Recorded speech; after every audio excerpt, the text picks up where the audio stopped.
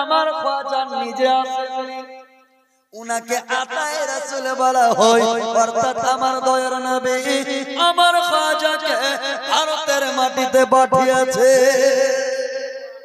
আমার খাজা মঈনুদ্দিন হুজুর খাজা মঈনুদ্দিন গরিবে নওয়াজ ভারতের মাটিতে 1 লক্ষ নয় 2 লক্ষ নয় 92 লক্ষ হিন্দুকে কালিমা পড়িয়ে কালেমায়ে শাহাদাত পড়িয়ে মুসলমান করিয়াছে আমার খাজা মঈনুদ্দিন চিশতি। আজকে আমাদের ভারতের খাজার মাজারের উপরে হামলা বলছে, খাজার মাজারকে তুলে দিন।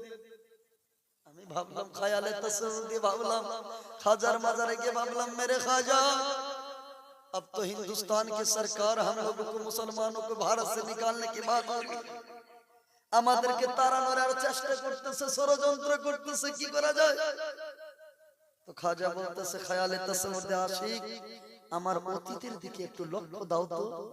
जी मेरे खाजा मैं माजी की तरफ नजर डाला, मैंने অতীতের উপরে লক্ষ্য করলাম। বলে একটু পিছিয়ে যাও। বলে কত বছর? বলে 100 বছর। আরো যাও। আরো কত বছর গেলে? 200 বছর। আরো কত বছর? 500 বছর। আরো একটু পিছিয়ে যাও। গেলাম 600 বছর। আরো পিছিয়ে যাও 700। আরো পিছিয়ে। বলে 800 বছর পিছিয়ে গেলাম। আমার খাজা বলছে আশিক একটু লক্ষ্য করে দেখো তো কিছু দেখতে পাও? বললাম हाँ मेरे खाजा आना सागर दिखाई दे रहा। जोरे बोलो খাজা আনা সাগর দেখছি, তার পাশে একটা গাছ দেখছি, গাছের নিচে কয়েকটা উট দেখছি, উটগুলো বসে আছে, কয়েকটা সৈন্য উট মেরে মেরে উঠাবার চেষ্টা করছে, উট উঠাইতে পারে না। খাজা বলতেছে আশিক কিছু বুঝতে পারলি? अरे मैं खाजा को उठा करके राजस्थान का राजा अजमेर का राजा पृथ्वीराज चौहान अपने ऊंट को बैठाया था।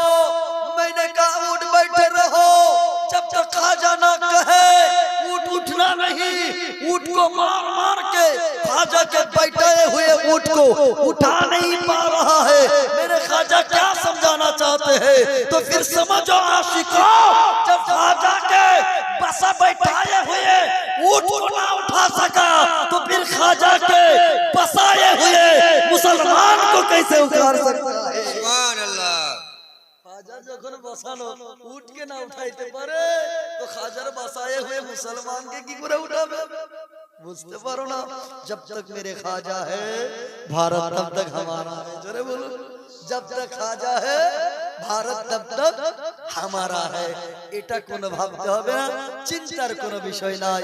ভারতের মুসলমান আমাদেরকে কেউ এখান থেকে তাড়াইতে পারবে না, কারণ কাবা বানানে वाला হিন্দুস্তানি। জোরে বলো কাবা বানানে वाला হিন্দুস্তানি।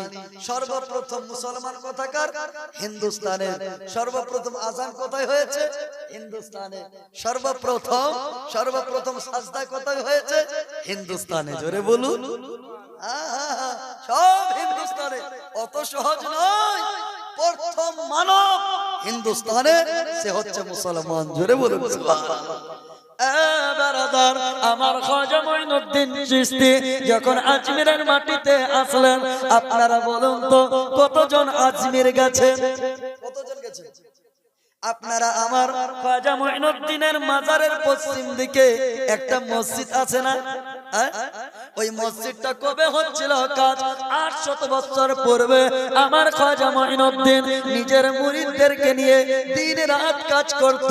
মসজিদের নির্মাণ হতো, দিনের আলোতে সূর্যের আলোতে কাজ হতো, রাত্রি বেলায় চিরাগের আলোতে কাজ হতো। জোরে বলুন সুবহানাল্লাহ। কিন্তু বলতে হবে ভাই, একটু জোরে বলুন সুবহানাল্লাহ। মুসলমান মনে রাখবেন আমার খাজা মঈনুদ্দিন হাসান সানজারি রাদিয়াল্লাহু তাআলা আনহুর মুরিদারা দিনের বেলায় সূর্যের আলোতে কাজ করত, রাত্রি বেলায় চিরাগের আলোতে কাজ করত। আর চিরাগে জ্বলতেছে কেরোসিন তেল। এখন আজমিরের বাজারে যাবে কেরোসিন তেল কিনতে। রাজস্থানের যে রাজা ছিল নাম পৃথ্বীরাজ চৌহান, এই পৃথ্বীরাজ ঘোষণা দিয়ে দিল আজমিরের দোকানদারেরা ওই যে ফকির খাজা মঈনুদ্দিন, ওই মঈনুদ্দিনের মুরিদরা যদি কেরোসিন তেল কিনতে আসে, মাটির তেল কিনতে আসে, তাদেরকে কেউ যেন কেরোসিন তেল না দেয়।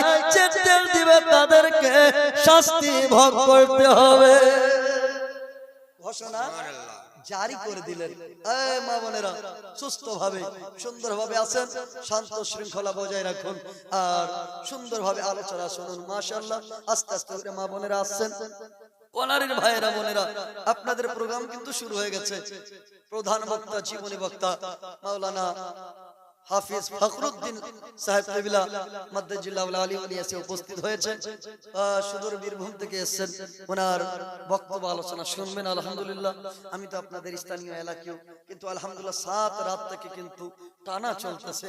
আজকে এই সপ্তম রাত্রি আপনার এখানে, সপ্তম রাত্রি আপনাদের এখানে মাইকে বলতেছি আলহামদুলিল্লাহ, শুধুমাত্র আপনাদের দোয়া। যাই হোক, এলাকার মাহফিল তো বলতেছিলাম, খাজা মঈনুদ্দিনের মুরিদরা তেল কিনতে গেছে, কিন্তু তেল পায় না। কেন? রাজস্থানের রাজা হুকুম জারি করে দিয়েছে, আইন চালু করে দিয়েছে যে এই মঈনুদ্দিনের কোন মুরিদকে তেল দেওয়া যাবে না। আমার খাজা মঈনুদ্দিন হাসান সঞ্জরি রাদিয়াল্লাহু তাআলা আনহুর মুরিদরা যখন তেল কিনতে গেছেন, মুসলমানেরা তেল কিনতে গেছে, বলে আজমেরের দোকানদাররা আমরা কেরোসিন তেল নিতে আসছি, দাও দাও তেল দাও। কিন্তু দোকানদারেরা বলে না, তোমাদেরকে তেল দেওয়া হবে না। বলে কেন তেল দেওয়া যাবে না? আমরা বিনিময় দিব, আমরা মূল্য দিব, আমরা টাকা দিব, টাকা দিয়ে কেন তেল পাবো না?